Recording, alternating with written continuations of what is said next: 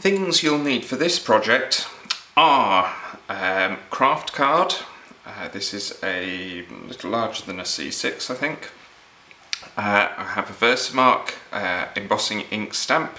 Other clear embossing inks are available. This is for melting the embossing powder in, and you can either heat underneath with a heat tool, pop it in the oven at 130 degrees centigrade until it's molten, or as I'll be doing, popping it into a melt pot. This is a brand new stamp going to be launched at Hobbycrafts at the NEC on the 8th of November, and guess who designed it? That would be me. So it's a great fabric stamp, really good for embossing with, and we'll be using that.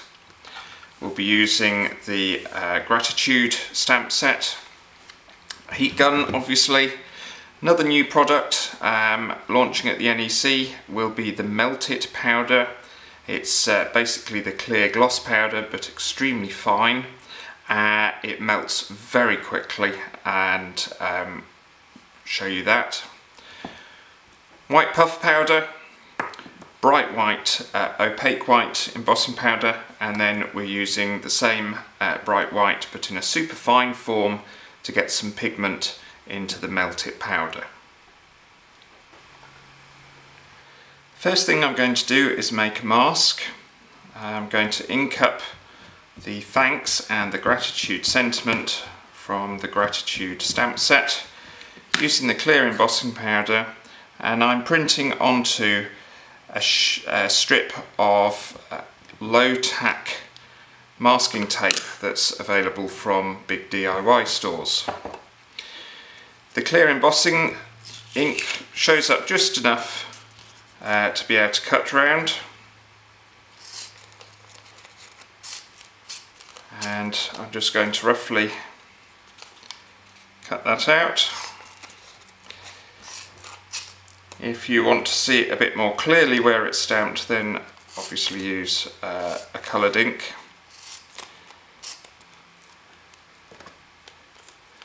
But there's just about enough there for me to see.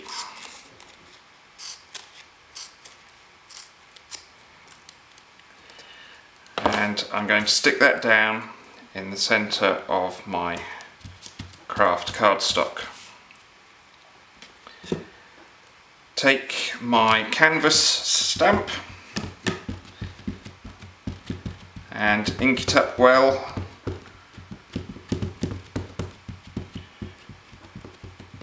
With the clear embossing ink,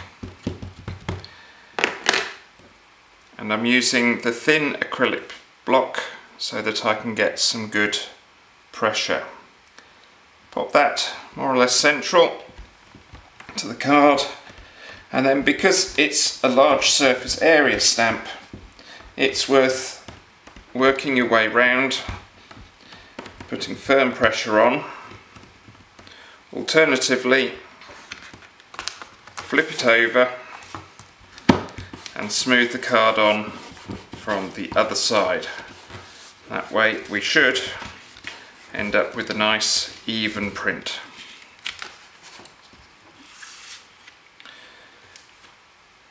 Bit tricky to see on the card, but that should now have printed. I'm just going to use a scalpel just to lift that mask off.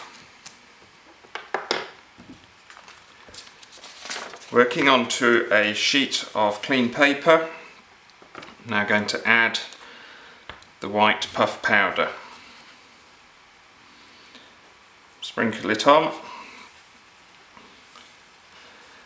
and get it to go over the area, tap off the excess and return everything else back to the jar.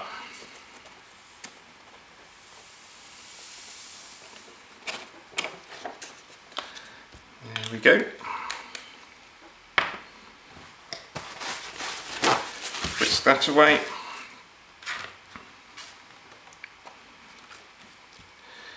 And I'm going to use the heat tool to set this.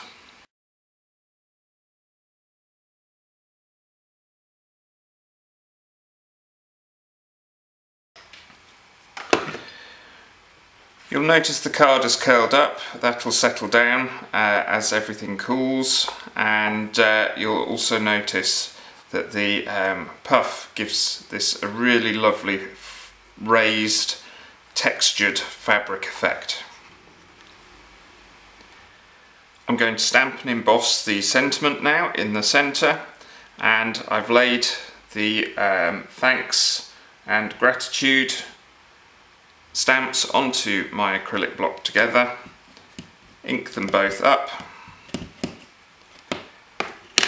and we should find that fits perfectly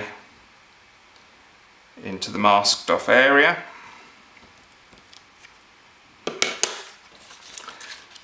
And we'll emboss that in bright white regular.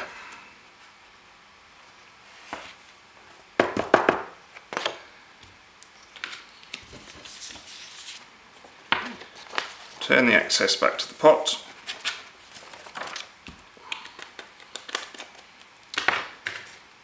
And heat set. That's the basic card. Now I'll show you how we use the Melt It and Superfine Bright White, as well as the mould, to make the flower embellishments.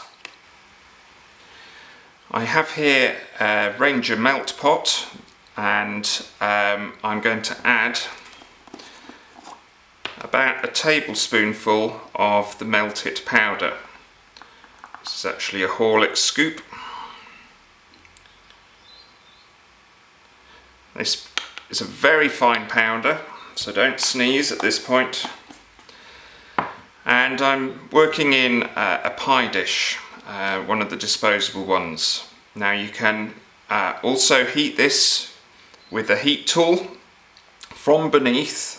Hold the pie dish with a wooden peg, and be careful not to spill anything. Hold it away from you. Alternatively, pop it in a pie dish and put it in an oven at about 130 degrees centigrade until it's melted. Either way, the very fine powder melts quicker than, for instance, the Clear Gloss Ultra High. It's the same stuff, it just works a lot quicker. I'm going to add a sprinkle of bright white Superfine. The Superfine has more pigment per particle, so colours the clear Melt It powder really well. And I'm just going to give a generous sprinkle. You don't need an awful lot to colour the whole batch. I'm now going to wait for that to melt. So now we're ready to pour. We'll just mix up the liquid powder with the silicone spatula, and either using a clothes peg or a pair of tweezers, preferably heat proof, pick up the molten powder and pour it straight into the mould. Try not to overfill, but any that you do overfill, just pop back out once they're set and remelt the powder. We can check to see whether the powder is now set by just tapping the centre of each mould with a pair of tweezers, and if they don't dip in, you know that it's fully set. Just bend the mould over your finger and the the flowers, the embellishments pop out nicely. If you have some overflow and there's sort of webbing between the petals, just take a sharp craft knife and they will carve out really quickly and easily while the flower is still warm. If on the other hand you have a great big blob on the back because you have over poured it and it's overflowed the mould, don't worry about that, just pop that back in for remelting. So I'll make some more of those and then we'll look at sticking them down onto the card. This is my last of the batch of melted powder.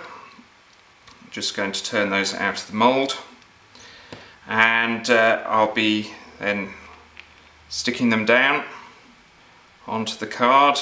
I think we'll cover any gaps that you might inadvertently have got,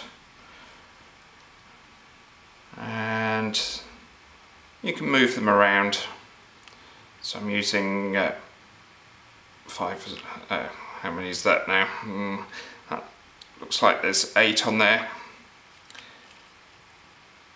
Any extras that you have, these pots that the powders come in, once you've emptied them, they're great.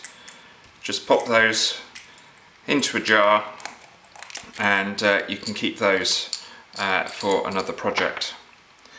For sticking down, I'm going to use glossy accents. This is the best thing I've found for sticking smooth things together, and we'll just put a small dot on the back, pop it on the card, and then I suggest holding it for 10 seconds or so, just to help the glue settle, hold it in place and let it go off. It takes a little longer than sticking, say, card together with glossy accents, because one of the surfaces is not absorbent. So try not to knock them, they will be unsteady for a little while yet.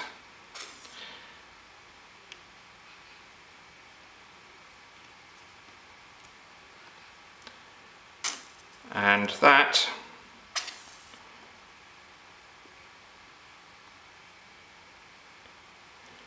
is how to make the card.